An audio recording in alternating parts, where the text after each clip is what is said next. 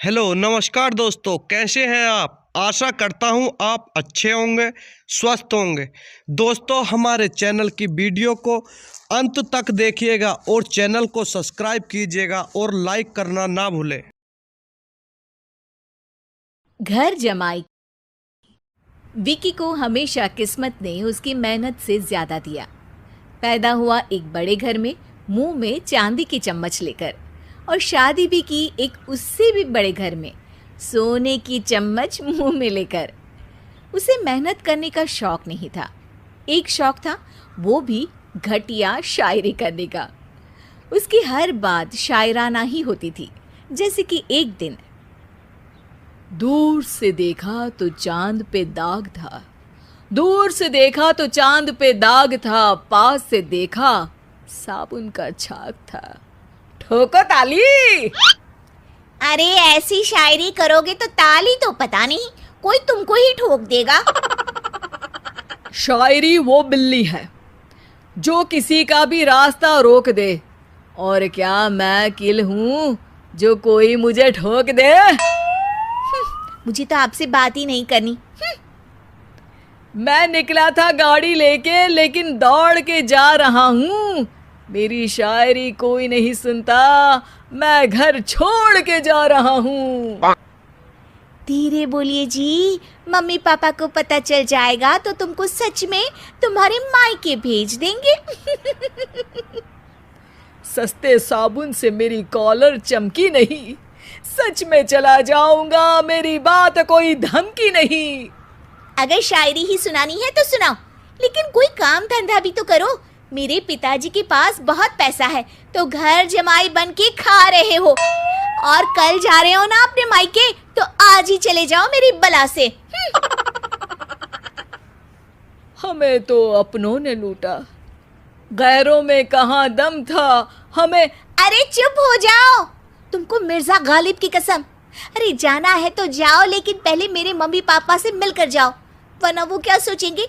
लेकिन विकी अकेले ही अपनी कार लेकर अपने मायके यानी कि अपने खुद के घर पहुंच जाता है।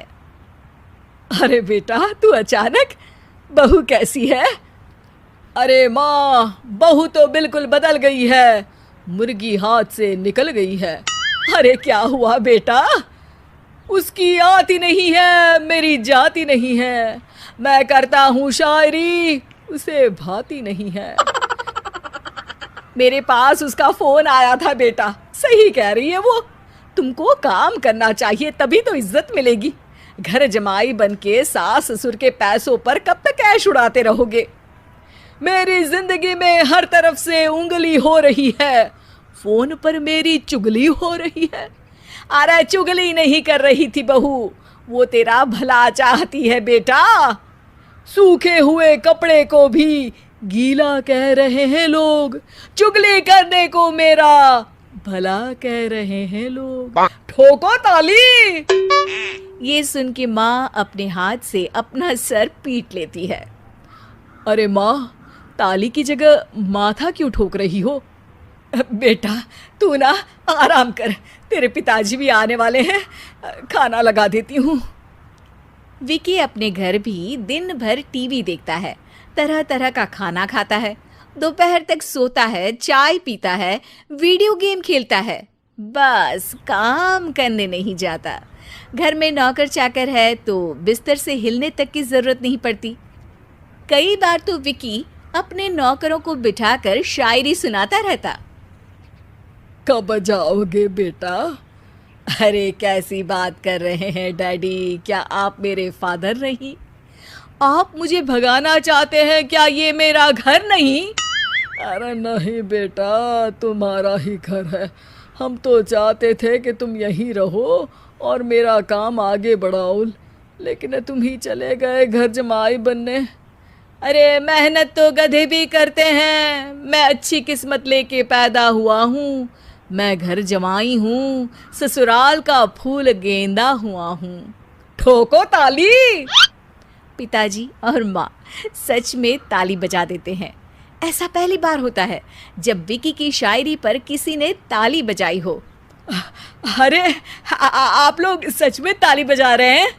हाँ हाँ बेटा, तुम्हारे ससुर का फोन आया था। बोला जब तक घर जमाई जी कोई काम ना करने लगे हमारे यहाँ मत भेजना।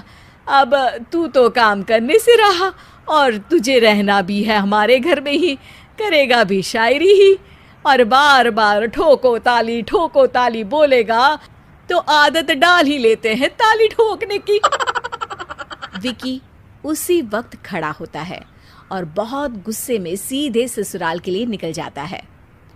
फिर से आ गए? लेकिन सुमन को देखते ही विकी पिघल जाता है। अब सुमन, आई एम सॉरी, आज से ना मैं सिर्फ शायरी ही नहीं बल्कि काम भी करूँगा। तुम अपने ऑफिस में बात कर लेना, कोई भी मेहनत का काम कर लूँगा। मैं घर जमाई बन के रहूँगा लेकिन काम करूँगा और इज्जत से रहूँगा।